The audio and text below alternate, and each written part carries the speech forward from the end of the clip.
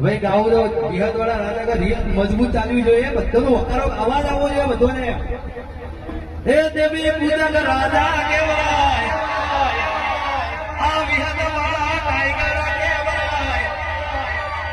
આ દહત્યા પરિવારની વાતો રે ये सिंह केवराय विहत मेलड़ी वाला राजा केवराय अल्या मारा दासजिया परिवारना नोम